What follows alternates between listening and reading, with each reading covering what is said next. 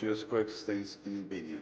You consider that Profesor Dr. Lufter Xhoveli, profesor emeritus, është autor dhe bashkautor kryesor i mbi 17 librave dhe mbi 80 artikuj shkencor të botuar në Shqipëri dhe jashtë saj. Për 25 vjet ai ka qenë lektor në Universitetin Bujqësor të Tiranës dhe për më shumë se 13 vjet i zgjedhur si rektor.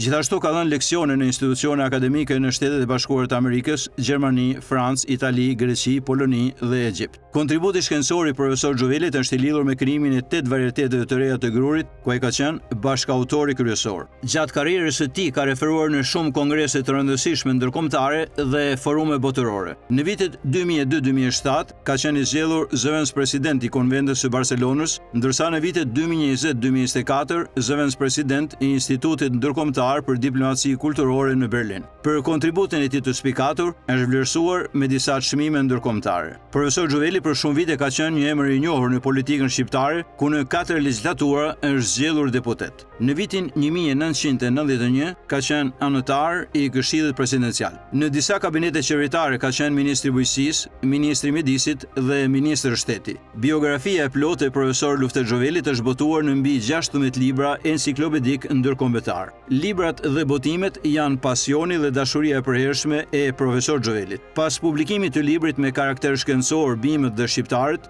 botimit autobiografik Rajnë dhe Deg dhe Flet nga ditari i një agronomi, ai sjell për lexuesit librin Skena dhe prapaskena nga Enver Hoxha, Mehmet Shehu, Tarmis Alia, Fatos Nano e Sali Berisha. Autori i këtij libri për shumë vite ka qenë dëshmitar dhe protagonist i politikës shqiptare. Në promovimin e librit morën pjesë shkrimtar, botues, gazetar, deputet, politikan dhe miq të autorit. Ishin të pranishëm ish presidenti i Republikës Recep Mejdani, ish kryetari i Kuvendit Namik Dokli dhe shumë personalitete të botës akademike e politike. Botuesi Frano Kulli u shpreh se Skena dhe prapaskena nga Enver Hoxha, Mehmet Shehu, Tarmis Alia, Fatos Nano e Sali Berisha mund të konsiderohet si libri i jetës i profesor Xhovelit. Për autorin, ky libër kishte me qenë libri i jetës, sikurse çdo autor e veçon një të tillë nga librat e tij. Por e përveçmja e këtij libri është kaq e pangjashme me asnjë tjetër, aq sa ç'është e pangjashme vetë jeta kaq densitive e profesor Xhovelit. Dimensioni i saj publik, lidhja përqasja me jetët e të tjerëve, mbështetet në 2 gjymtyr nga më pesante që mund të kishte njeriu, siç është kontributi në shkencë dhe shërbesa politike. Të qëndrosh në mes të dyjave gjatë gjithë jetës, siç i ka prinj fati profesor Xhovelit, pa përthyer shtyllën kurrizore, të mbetesh vetveten me profilin e padyzuar, besoj se është më shumta që mund të marrësh nga jeta. Galeria e personave historik më të rëndësishme të këtij vendi, që për mirë e për keq kanë administruar jetën e një populli, të cilët janë edhe personazhet e librit që sonte po paraqesim, është një pasuri e lakmueshme që rrezëllin. Rrallë kush mund ta ketë pas fatin të takoj, po ashtu dhe të komunikojë, të bashkëndaj punë e veprime shumë të rëndësishme, të bukura të idhta, inkurajuese dhe shpëruese, impresionuese dhe zhgënjyese për veten e për jetën e vendit si profesori. Deputeti Bujar Leska e vlerësoi librin e profesor Xhovelit mjaft interesant, pasi drejtuesit e lartë të shtetit shqiptar na vinë njotëm si figura të larta politike që nga diktatori Enver Hoxha, por përshkruhen edhe si njerëz me dobësitë dhe virtytet e tyre. Profesori, duke filluar si agronom në kooperativat më të vështira të vendit, ku nisi të stabilizonte, ndërtonte e rregullonte jo vetëm fushat e bujqësisë, por edhe themelet e besimit profesional dhe qytetar, shfaqet në faqet e këtij libri si një profesionist i përkushtuar që e ktheu shkencën bujqësore në mision jetësor. Më tej, përmes sfidave të tranzicionit politik, ai ruajti koherencën e një qëndrimi racional të matur larg ekstremizmave ideologjike, duke kontribuar në politikë si ministër dhe drejtues shtetërore politik me dinjitet dhe gjithmonë mendje hapur dhe krijues. Libri për lexuesit e tij është një ftesë për reflektim, për të kuptuar më mirë jo vetëm figurat dhe ngjarjet që kanë formësuar shtetin shqiptar modern, por edhe për të lexuar pas faqes zyrtare të historisë, në prapaskena ku shpesh fshihet njerëzorja, vendimi, dilemat dhe pasojat vendimarrëse në situata të vështira. Pse jo dhe intriga. Skena dhe prapaskena është rrëfimi një përfaqësuesi teje të spikatur, i një brezi që ka jetuar mes kontrasteve të thella historike, nga diktatura te demokracia, nga izolimi në integrim, dhe njëherëzi është një testament i jetës së një personaliteti të lartë shkencore politik si profesor Dr. Lufter Gjuveli, i cili me punë, dije, integritet e përkushtim i ka qëndruar besnik idealit të shërbimit si bir dhe shërbestar i denj ndaj vendit, shkencës, bujqësisë e të gjithë shqiptarëve. Një libër që duhet shkruar as pak befasues për ne që e njohim autorin, vlerësoi miku dhe kolegu i tij, profesor Recep Puka. Për librat autobiografik, në kulturën dhe këndvështrimin tim si lexues, janë jo vetëm më të vështirët për t'i shkruar, por dhe më të debatueshmit. Deri duhen shkruar apo jo, në kuptimin e pëlqimit nga publiku. Pse? Jeta shkruhet vetëm një herë, vetëm kur jeton atë. E shkruar së dyti, si memoar, personalisht e quaj më të vështirë se të jetuar. E shënoj këtë jo për më dyshjen e mësipërme, por për realizimin e arritur, që ja ka dalë mban.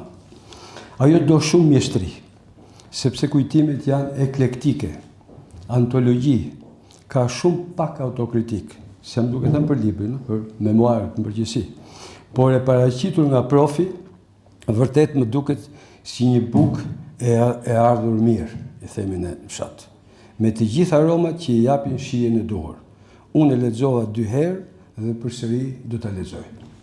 Sigurisht, me syza dashamirëse, objektive, si dëshmitari pothuajse 75% kronikës, sage vërtet, kalvar pozitiv për ta patur zili.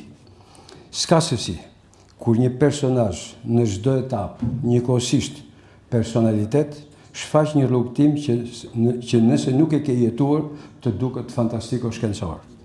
Nëse ndalesh vetëm tek nëntitulli, me emrat e liderëve të 2 epokave, e pror të lartë të autorit, se cilët kanë qenë në thonjza brez kalitje, të arab, të pakapërsyeshme, nëse dikush i kujton, Lufter Gjuveli i ka kaluar gjithmonë i suksesshëm, sa që vetë brezi i kalitjes që nuk është më, do ta kishte zili. Oratorët e vlerësuan profesor Gjuvelin si intelektualit që hyri dhe doli nga politika si zotëri. E kisha parë zotin Lufter Gjuveli si politikan dhe si shumicë e njerëzve të painformuar, ndoshta edhe kisha paragjikuar si një lojtar që kërkon gjithmonë të luajë në fushë dhe jo të rrinë në stol rezervë, dhe nga ky këndvështrim thoya si ka mundësi që ky e gjen gjithmonë një karrige në kabinetet qeveritare, por pastaj kur kam lexuar librin kam kuptuar që zoti Lufter Gjuveli nuk ishte një arrivist, por ishte një qytetar i cili kontributin e vet e ka filluar si agronom, duke ngritur kooperativa, duke i dhënë zhvillim bujqësisë dhe duke e patur bujqësinë si një mision të intelektualëve. Jemi mësuar që të konsiderojmë intelektual të shquar ata që shkruajnë libra për letërsinë apo për politikën, por fare pak vlerësim kemi patur për njerëzit që kanë zhvilluar bujqësinë. Një bujqësi e cila ka qenë një degë e rëndësishme ekonomisë tonë, një bujqësi dhe një ekonomi e cila sot na mungon. Unë kam lexuar librin të cilin ma dërgoi profesor Lufteri dhe u befasova pse ma dërgoi mua. Dhe në fakt aty pash që edhe unë kisha nevojë për të mësuar disa gjëra nga koha e kaluar dhe sidomos vështirësitë që janë për çdo politikan që hyn, themi ashtu në thojza në biznesin e politikës, i cili është biznesi më i vështirë. Kemi diskutuar gjërësisht me zotin Gjuveli për hyrjen e tij të natyrshme në politikë, por më e rëndësishme është se si dalin njerëzit nga politika. Kemi diskutuar se rrugët drejt politikës mund të jenë të ndryshme për çdo individ, por dalja nga politika me një faqe të bardhë, dalja nga politika si një misionar i mirë, si një kontributor, siç është zoti Gjuveli, është shumë e rrallë dhe shumë e rëndësishme. Prandaj ky libër vjen edhe si një mesazh për ata që vazhdojnë të jenë në politikë, për të parë se si do të dalin nga politika. Sepse dalja nga politika është ajo që mbahet mend më gjatë. Gazetari dhe shkrimtari Marash Mirash i preferoi të flasë si ish student i profesor Zhuvelit, duke vlerësuar kontributin e tij në formimin e brezave të specialistëve të bujqësisë, të cilit i shtohet edhe ky kontribut intelektual në fushën e botimeve. Ka njerëz që koha nuk i zbe, por i ndriçon. Një prej tyre është profesori im i dikurshëm, Lufter Gjoveli. Ishte fundi viteve 80, një kohë kur gjithçka dukej ashpër, e mbështjell me rregulla dhe kufi, por në auditor, zëri profesorit kishte një butësi që sfidonte rregullat dhe heshtje në botës jashtë. Ishte ai që na mësoi se dia nuk është thjesht vetëm një ushtrim i mendjes, por edhe një mënyrë për të mbijetuar shpirtërisht. Sot në vazhdim, dekada më pas, takohemi sërish, jo thjesht si profesori me studentin, por edhe si autor librash, si ata udhëtarë që ndalojnë pak në stacionin e kujtimeve.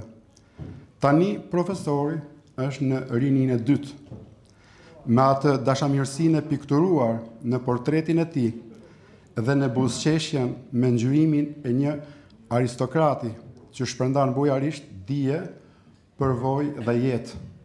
Sot, pas gati 4 dekadash, profesor Gjoveli mbetet po ai që ka qenë gjithmonë i ditur e i shëtitur, i qetë në fjalë, i drejtë në mendim dhe me një urtësi që i vëret lehtë edhe pa patur nevojë të flasë. Dhe unë, sa do vite të kenë kaluar që prej ditëve të auditorëve, dhe këtu mendoj se shpreh mendimin e shumë bashkë studentëve të kohës, ndjej ende të njëjtën për urtësi përballë tij, përballë njeriut që nuk na mësoi vetëm një lëndë, por na hapi sytë për të parë botën me mendje të lirë dhe me shpirt të kthjellët. Në këtë takim mbreslenës, promovues të një prej librave të jetës së profesorit, ku një profesor dhe një ish student takohen sërish, ka diçka prej një mrekullie. Është magjia e padukshme që i lidh njerëzit në një rreth të çuditshëm kohe, ku nxënësi kthehet për t'i shtrënguar dorën me mësuesit e vet dhe për t'i shprehur atij mirënjohjen. Mas vitit 91, në Institutin e Lartë Bujqësor, kishte një bazë eksperimentale jashtëzakonisht të mirë, por për arsye të, siç e dim, të atyre ndryshimeve, u zhduk krejtësisht. Nga njerëzit, sigurisht. Dhe 3 vite, që merresha me testimin e varieteteve, shëtisnim në përfermerë të Fushkruj edhe gjithënej. Në vitin 1997, profesor Lufter Gjoveli, si ministri i bujqësisë, urdhëron, me urdhrin e tij me shkrim, dhe një ish ndërmarrje italiane, 135 hektar tokë ja kalon Universitetit Bujqësor, që ishte asnjë metër tokë për eksperimentet nuk ishte. Unë ju bëj thirrje atyre që janë sot Universitetit Bujqësor, ta vlerësojnë si një veprim, sigurisht libri ka vlerat e veta, të domosdoshëm. Ju lutem të merret vesh se kush punoi, çfarë gjurmë la. Unë e çmoj si veprimi më i rëndësishëm, kontributi më i madh që ka dhënë profesor Lufter Gjoveli për Universitetin Bujqësor të Tiranës. Ai nuk merr përsipër të bëjë analizën dhe vlerësimin e plotë të protagonistëve të librit, por përmes përjetimeve personale në përcjell detaje që flasin vetë duke na nxjerrë në anë të karakterit të tyre. Tek figura Enver Hoxhës, për shembull, autori ndalet tek përshtypjet që hedhin hijet e para mbi të, siç është ashpërsia me cilën drejtohet shoqëruesve që punuan mikrofonin në takimin e improvisuar me banorët të fshatrave të Beratit. Vetkënaqësia me cilën dëgjon fjalimin e vet regjistruar në magnetofon, e mbi të gjitha standardet me të cilat jetonte familja e tij, kur Shqipëria ishte mbytur në mungesat dhe radhët e gjata. Në asnjë çast, profesor Gjoveli nuk pretendon të ketë dënuar sjelljen e Enver Hoxhës në atë kohë. Reagimet vinë të sinqerta. Ai thotë si gjithë të tjerët, u bashkova me duart rokitet e prohurimat e mia, pa ditur shumë gjëra, por duke besuar se udhëheqësi mendonte vetëm për të mirën e popullit dhe të Shqipërisë. Ato shfaqen fillimisht në formën e një habije të lehtë, më pas pa kënaqësi, gjithnjë e pashprehur, për të shkuar te revolta e brendshme rasti të kthimit nga Franca dhe pritja që i bëhet në pistën e aeroportit vajzës Enver Hoxhës. I drejt për drejt në rrëfimet e tij, autori i librit profesor Gjuveli solli shembuj e kujtime që nga rinia e hershme dhe puna si agronom në fshatat e Beratit e deri në përfshirjen në politik. Ai theksoi se libri është një rrëfim në vetë të parë, pjesë e reflektimit, duke i vlerësuar e analizuar ngjarjet dhe personazhet në një distancë të shëndetshme kohore e pa paragjykime dhe njanshmëri. Jeta në përgjithësi, në mënyrë të veçantë jeta politike dhe jeta sociale janë mo si një teatr. Si një teatr. Teatri ka skenën, ka dhe prapaskenën. Kështu është dhe jeta politike. Me skena dhe prapaskena. Pikrisht, me qenë se fati më ka përkdhelur, kam patur mundësi të bëj karrierë në dyja epokat, në dyja sistemet, tani disa fragmente që lidhen janë në libër, por unë që dua t'i them këtu. Erdhi Enver Hoxha në Berat, biles kam patur rastin që në Berat ta trakoj 3 herë Enver Hoxhën, e të flas para tij. E ftuam në kooperativën tonë në Kutalli. Filloi të thoshte mjelësve të kooperativës se si duhen miel lopët. Mirë, po atje kishte mjelëse që i kishin duart me kallo nga mjerja lopëve. Ato ngriheshin në orën 4 të mëngjesit, u rreshke fytyra nga thëllimi aty.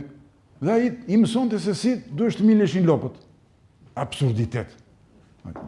Pastaj u kthye nga unë, më shikonte në dritë syrit, edhe filloi të fliste për Majdanozin. Se unë kisha diskutuar dhe ai e kishte parasysh që unë isha agronomi aty. Filloi të fliste për vlerat e Majdanozit. Unë kam dhënë provim për bimët. Unë jam duke i kultivuar, ky më tregon mua që për Majdanozin. Shihoni çfarë absurditetesh, po kjo ka qenë jeta, kështu ka qenë. Ai është një libër me kujtime në një farë mënyrë edhe autobiografik. Unë për vete nuk e harroj kurrë që e kam nisur rrugën me një biçikletë. Për të ardhur këtu në këtë foltore e kam nisur rrugën atje. Dhe për 7 vjet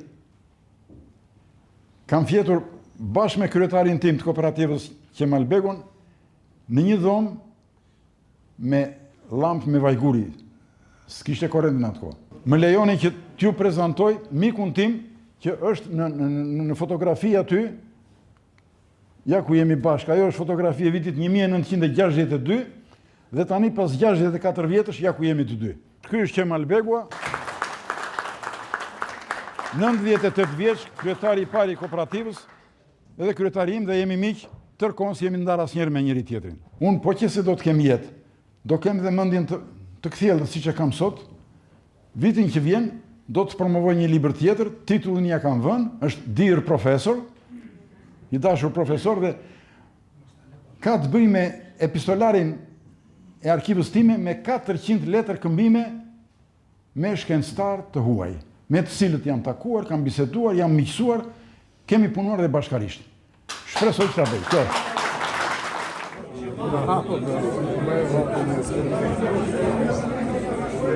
Botimi i këtij libri është një kontribut për historiografinë shqiptare dhe njohjen e politikës me drithijet e saj.